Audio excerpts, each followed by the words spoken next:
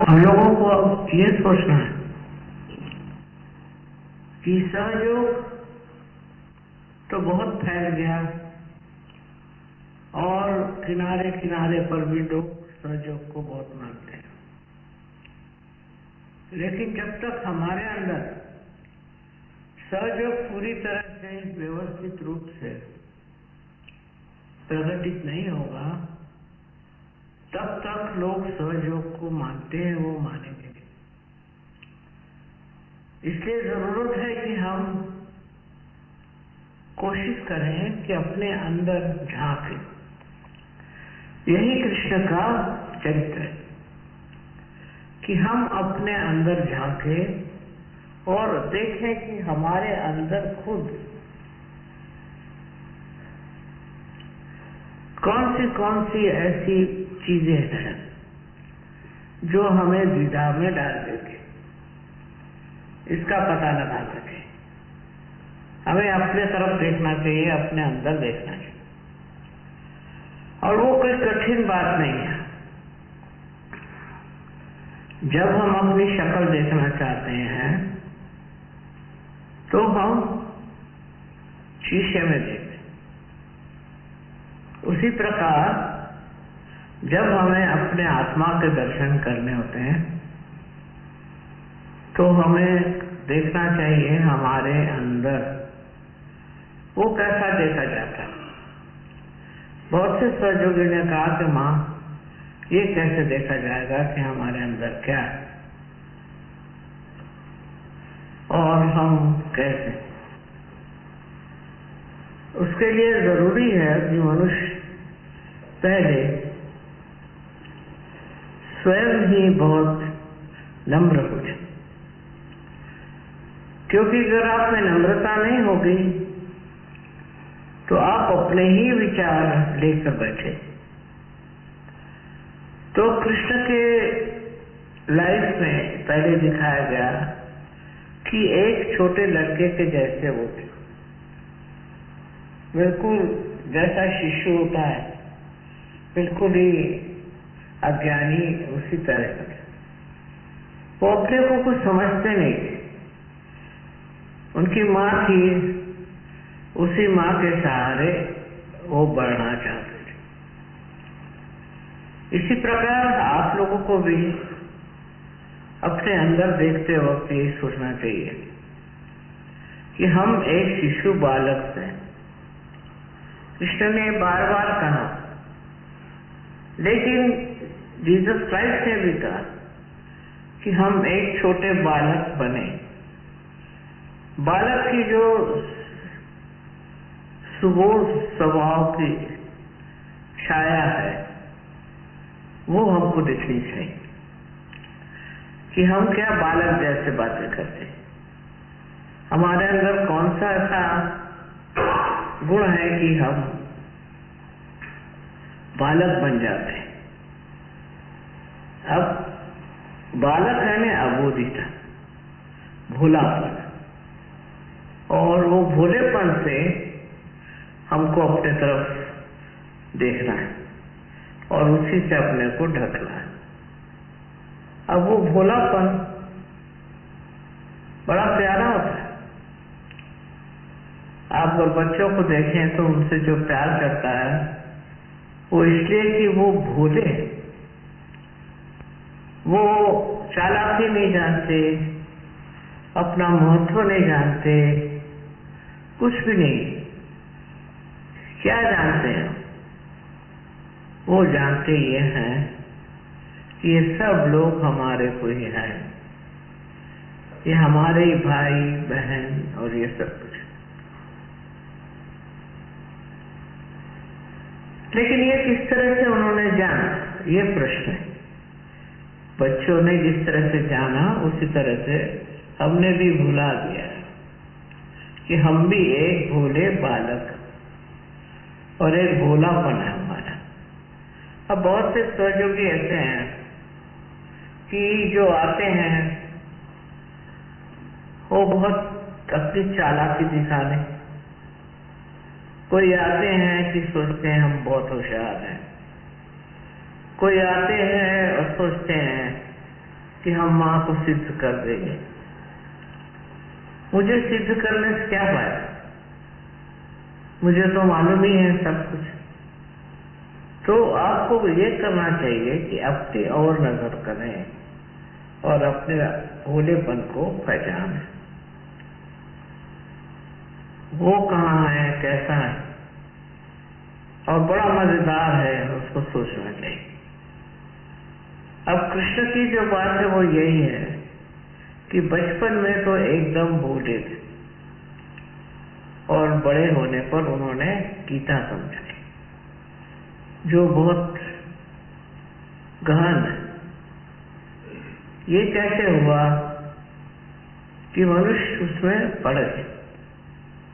इसी प्रकार हम भी सहज में बढ़ सकते, हमने पाया है, लेकिन उसमें अभी तक हम बढ़े नहीं। और बढ़ने के लिए हमें चाहिए कि जो अपने बारे में ख्यालात हैं उसको छोड़ दें। पहले तो बच्चे जैसा स्वभाव होना चाहिए। अब ऐसा किसी से कहें कि आप बच्चे जैसा स्वभाव बनाओ तो कठिन बात है। ऐसा तो नहीं कर सकते कि आप जो हैं वो छूट के आप बच्चे बन जाओ।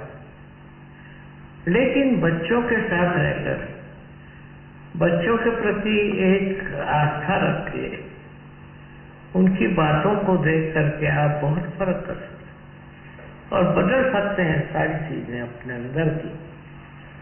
तो सबसे पहले तो जानना चाहिए कि हमारे अंदर जैसे जैसे हम बड़े होने लगे बहुत से दोष समा गए। उस दोषों को कैसे निकालना चाहिए, कैसे कैसे दोष हमारे अंदर आए, इसको अगर हम सोचे नहीं, उधर ध्यान दें, तो हम इसको ठीक कर सकते। ध्यान ऐसे देना है कि जैसे हम किसी से जोर घृष्टता से बात करते हैं या हम किसी को ताड़ना करना चाहते हैं, या हम सोचते रहते हैं कि दूसरे आदमी को हम कैसे ठीक करें। जब हमारा चित्त दूसरों पर जाता है तभी हम अपने से हट जाते हैं, क्योंकि हमें खुद ठीक होना। इसलिए दूसरों के बारे में सोचने से क्या फायदा। तो सबसे पहले हमें अपने बारे में ही दृष्टिपात करना चाहिए, देखना चाहिए।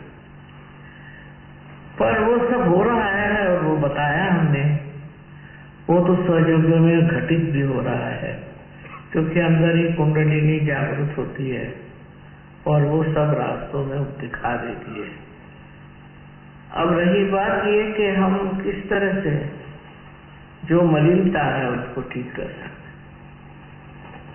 पहली तो बात यह है कि दूसरों के दोष देखने की जो हमारी दृष्टि है उसको बदलते हैं, क्योंकि वही दोष हमारे अंदर भी है। तो दूसरों के दोष देखने से हमारे अंदर क्या दोष है ये देखने चाहिए। अगर ये देखना हमें आ जाए तो बहुत कुछ अपने आप ठीक हो जाएगा। कोई साधु संतों का क्या है कि वो अपने अंदर के ही दोष देखते हैं और अपने ही को सोचते हैं कि ये ऐसे क्यों हो गए, हम ऐसी कड़ी बात हम क्यों कहते हैं, ऐसी झूठी बात क्यों कहते हैं। तो ये अपने को देखने का एक प्रवाह है। ज्यादातर हम उसको मानते नहीं और उस प्रवाह में बैठते नहीं, हम अपने को उससे अलग समझते हैं। पर ऐसी बात नहीं है। अगर हम समझ लें कि हमारे अंदर जो ये प्रवाह है जो हमें ऐसे रास्ते पर ले जाता है कि जहां हम अपने ही को नहीं पहचान सकते, तो फिर आदमी अंदर की तरफ मुड़ सकता है।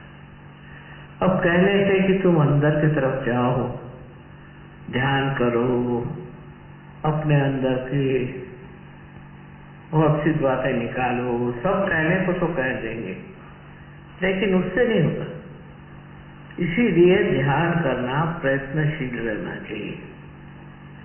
और हमारे पास ऐसे साधन हैं, जैसे कृष्ण का ध्यान करना। कृष्ण के ध्यान से हमारे अंदर की सफाई हो जाती है। पर हम उल्टे हैं, तो कृष्ण के ध्यान में हम ये सोचते हैं कि हम दूसरों के दोष देखते हैं।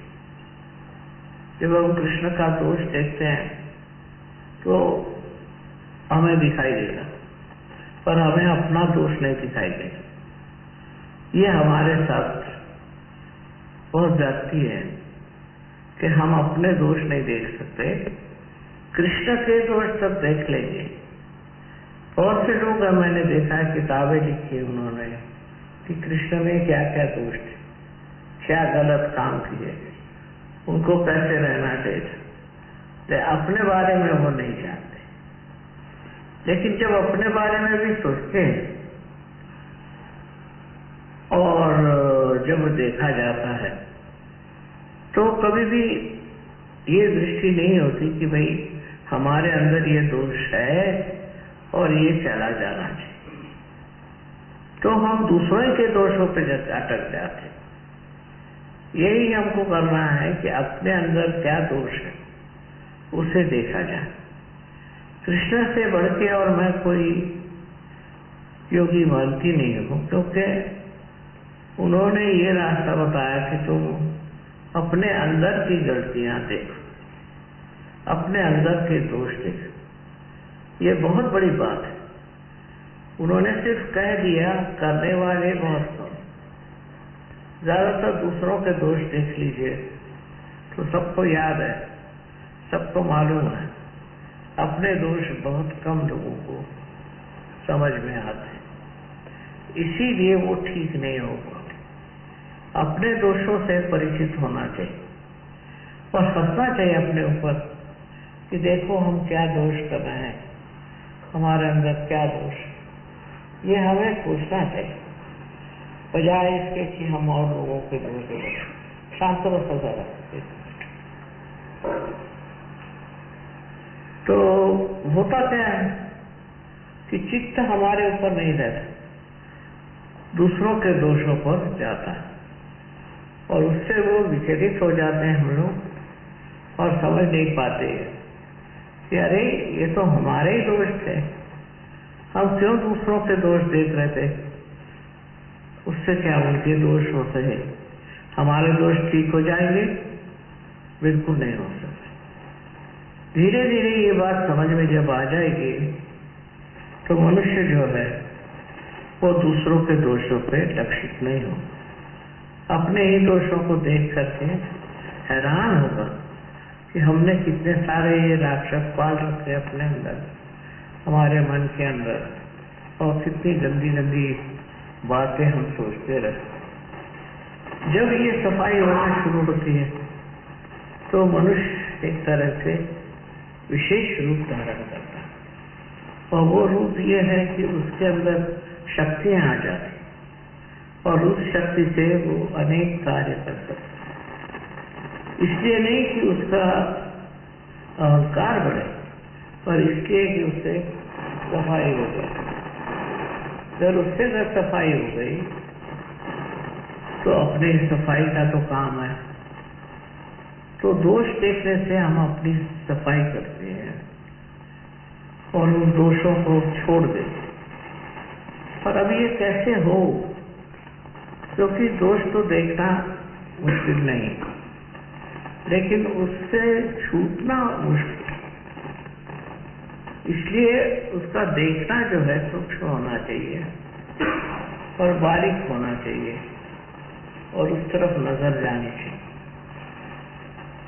उससे बहुत कुछ सफाई हो सकती है। आज का जो पर्व है इसमें श्री कृष्ण का जो संदेश है वो ये है कि आप अपने अंदर झांको और देखो। ये श्री कृष्ण ने कहा है, पर वो करना लोगों को मुश्किल लगता है। वो होता नहीं, घटित नहीं होता। उसकी क्या वजह है? क्यों हम अपने को नहीं देख पाते? बीच में पर्दा क्या? पर्दा यही सब अहंकार आदि जो दुर्गुण है वो खड़े हो जाते और उन दोषों को हम देख नहीं पाते जिनको देखना चाहिए। ये बहुत जरूरी चीज है। आपने आज की पूजा रखी, मैं बहुत बड़ी खुश हो गई कि कृष्ण की पूजा हो जाएगी तो अंदर से बहुत से लोग साफ हो जाए, क्योंकि ये कृष्ण का कार्य है, ये कृष्ण का कार्य है। वो खुद ही इसे करेंगे, पर आप उधर रुचि दिखाए, उधर झुकाव दिखाइए कि आप चाहते हैं कि आपकी पूरी तरह से सफाई हो जाए। आप जानते नहीं हैं कि कितना गहन ये तो हमारे यहाँ का प्रश्न है। इस प्रश्न को ठीक करने के लिए बड़ी मेहनत करनी पड़ी। लोग पहले कसरत करते थे, गुरु के आदेश सुनते, बहुत कुछ करते थे बेचारे, पर गहनता नहीं आती थी। अब आप तो सहयोगी हैं, आपके लिए मुश्किल नहीं। तो मैं यही कहूंगी कि अब अपने अंदर झांकना सीखिए, बड़ा मजा आएगा। अभी तक तो ठीक थे और अभी पता नहीं क्यों इस तरह से करने लग गए। आप अपने तरफ नजर करिए, ये कैसा चलता है मामला, तो बड़ा मजा आएगा आपको अपनाए। आप देखकर हंसेंगे और कहेंगे अरे वाह क्या कहने। फिर एक तरह का भोलापन आपके अंदर जागेगा। यही कृष्ण की बाल लीला है। जब इस भोलेपन से आप स्नात होंगे, जब इसी से नहा लेंगे भोलेपन से, तो आपकी नजर जो है वो बहुत स्टडी हो जाएगी। अपने आप अपने को आप समझने लगे। असल में दोष हमारे ही अंदर है। दूसरों पे दोष देखने से हमारे कैसे ठीक होगा? एक सादा सा एक प्रश्न है, अगर हमारे साड़ी पर कुछ गिरा है और हम इसे हटाते नहीं, और अगर दूसरों को बुरा कहते उससे चले जाएगा, उससे नहीं जाएगा। इतनी तो अकल है हमारे पास, पर वो अकल हम इस्तेमाल नहीं करते, और इसीलिए इस अकल को भी आप इस्तेमाल करें।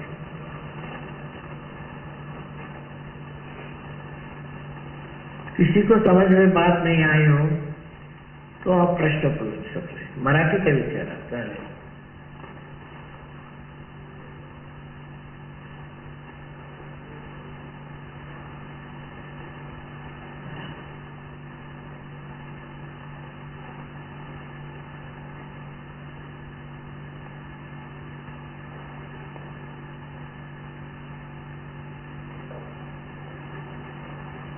कुछ तो सवाल पूछना चाहिए ना।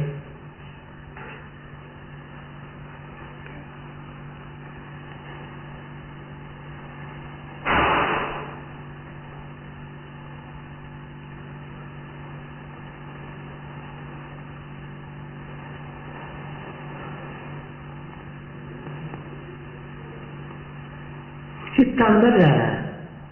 अब देखिए अपना चित्त जा रहा है अंदर, हम धकेल रहे, पर अब अपने आप होना चाहिए। चित्त को आदत हो जाएगी कि वो अपने आप अंदर जाएगा।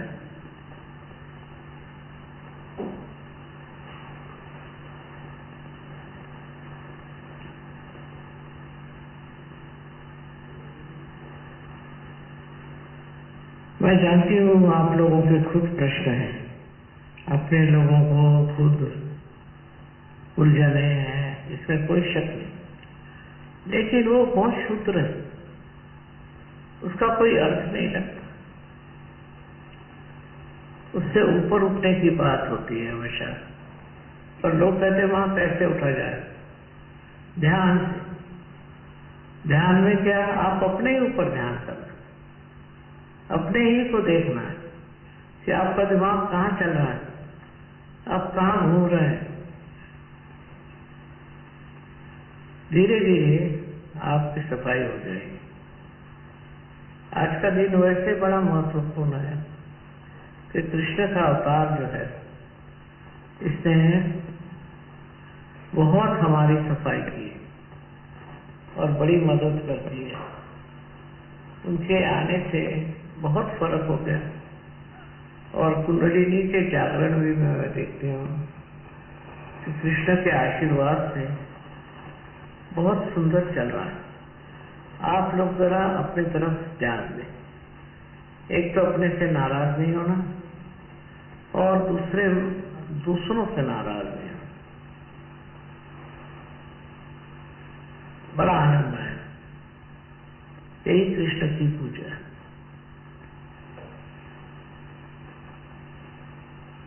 काही प्रश्न असेल तुमच्या पाणी?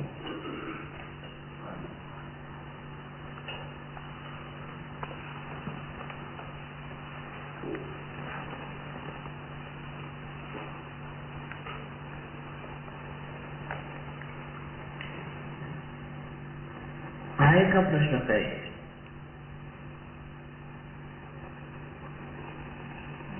ध्यानामध्ये काही विचारायचं नसतं, नुसतं जाणायचं असतं. विचारायचं नाही, जाण्यामध्ये जाणलं पाहिजे. आता हे तुमचंच आहे तारतम्य की तुम्ही काही जाणलं की नाही. तुम्ही ध्यानात होते, त्यात काय जाणलं? तर सर्वात प्रथम तुम्हाला तुमचे दोष दिसले. हे तुमचं चुकलं होतं, हे तुमचं बरोबर नव्हतं, हे जे गडबड होती.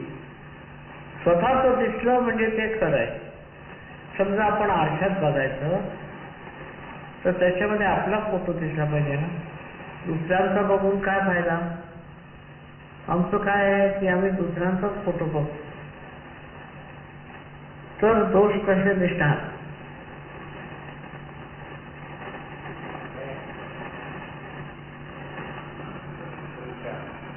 त्याच्या बाधा येतात, त्याच्यापासून आपण संरक्षण कसं करायचं? पहिल्यांदा तुम्ही गेले कसे हा प्रश्न विचारा गुरुकडे. कोणत्या गोष्टींनी अट्रॅक्ट झाले, कसे गेले,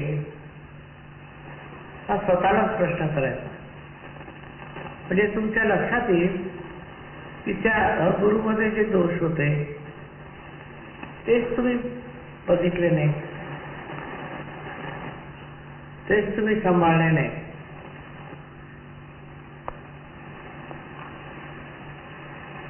गुरुंवर मी एक लेक्चर दिलेलं आहे, त्याच्यात मी सांगितलेलं आहे की हे लोक काय काय प्रकार करतात आणि कशाने लोकांना भुरळ घालतात. इसका मतलब ये है कि इनका ये धंधा, आप लोगों को फंसाने का ये धंधा है.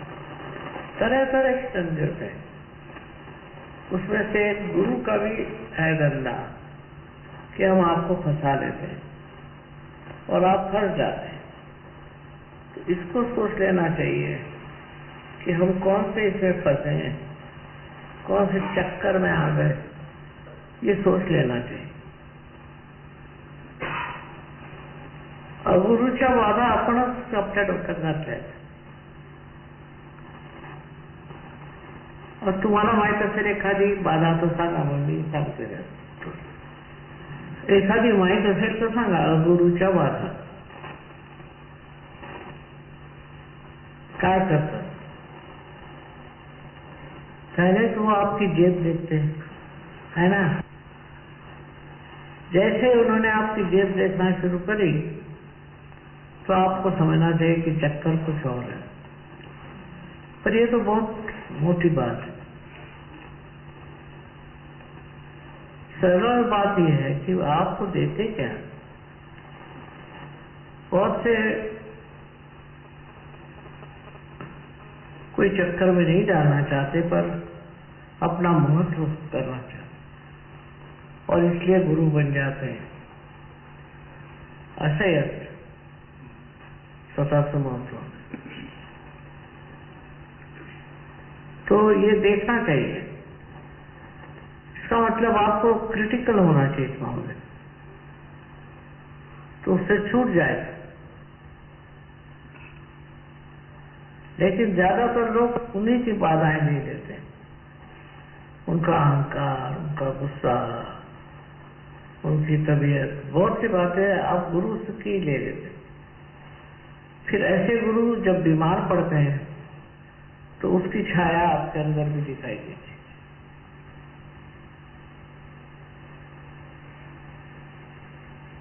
इसलिए पहले अपना ही विश्लेषण करना चाहिए, अपने को ही देखना चाहिए कि मैंने इस गुरु से क्या लिया। बहुत जरूरी है। तब जब सफाई होगी आपकी तो आप देखेंगे कि बड़ा फायदा रहेगा। आप गुरु के पास गए क्यों? क्योंकि आप वो करना चाहते थे अपना उत्थान। आप गुरु के पास गए कि आप जाने क्या है, लेकिन वो उल्टे आप ही फंसते। तो इस गुरु को, ऐसे जो गुरु है, उनसे बचने के लिए क्या करना चाहिए आप खुद ही समझ सकते हैं, कैसे दूर रहना चाहिए। मैं बहुत सारे ऐसे गुरुओं के पास गई देखने के लिए कि ये करते क्या है, किस चीज से लुभाते हैं लोगों को, किस चीज में फंसाते हैं। तो मैंने देखा कि पहले तो ये लोग आप ही की कमजोरियां देखते कि आप में क्या कमजोरी है, और ये नहीं होगा तो आपके अंदर कोई बाधा डाल देंगे। अब बाधा हर तरह की होती है। अब इस बाधा में देखना चाहिए कि आपके अंदर कौन सी बाधा इन्होंने डाली है कि आप बाहर नहीं निकल सकते। तो सबसे बड़ी तो बाधाएं डालते हैं भय, कि आप अगर हमें छोड़ोगे तो तुम्हारा ये होगा, छोड़ने से वो होगा। इस तरह का भय आ जाता है, और उस भय में कोई जान नहीं होती, पर वो डराते रहता है। पहले तो ऐसा कर तो भय आए तो उसको कहना चाहिए अच्छा प्राणी जी हमें पता है। इसी भय से मनुष्य गुरुओं के चक्कर में घूमते ही रहते। उसके लिए कृष्ण है, वो सबका भय निकाल देते हैं। हाँ, सबर है। वातावरण कसं आहे? शांत, आणखी प्रेम।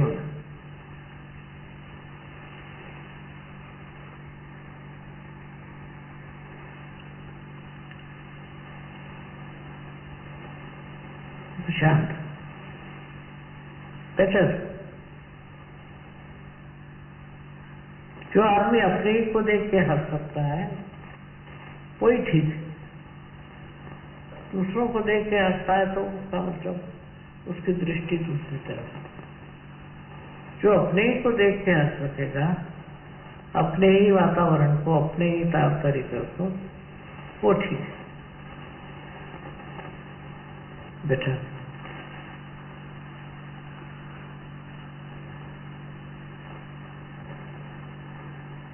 ध्यान आ गए।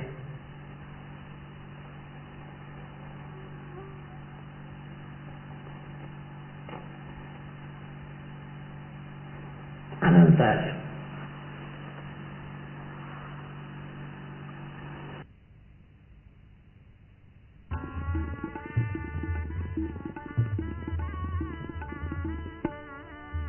Puja is a very great puja for me.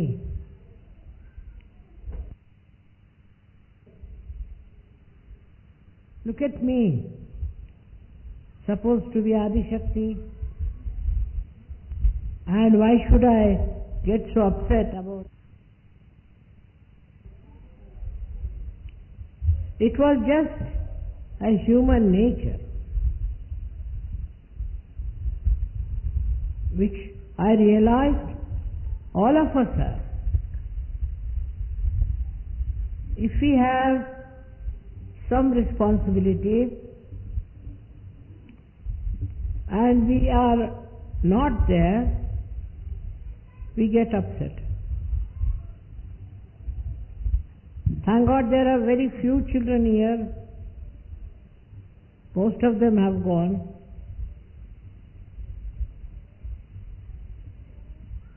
But we are all children. The way we worry, the way we are anxious. Today I would like all of you to say that a new year has come. And in this new year, we all should have a new proposal about ourselves. And that proposal is very difficult for people to make out, that we are not responsible for anyone. We are our own and we live with ourselves. It's very difficult. Of course, those who have no children are very happy people that way. But those who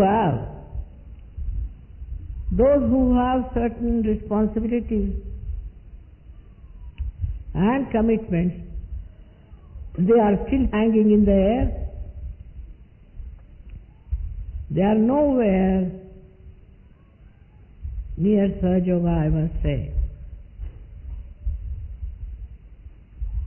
Our main responsibility is ourselves. Is to know ourselves and to depend on ourselves. It is a very big responsibility, because now as we will be having big functions and we might feel that we are lost. Please try to remember that you have to remember yourself. You have to know that you are there. That's the message I wanted to give you. I hope you'll think it over. May God bless you all.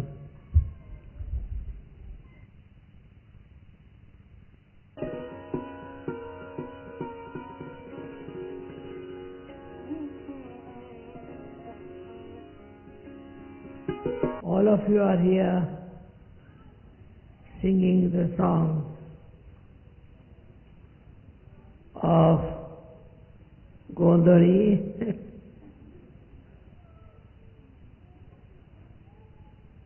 Perhaps you do not know the meaning. That is, we are the singer of Sri Mataji.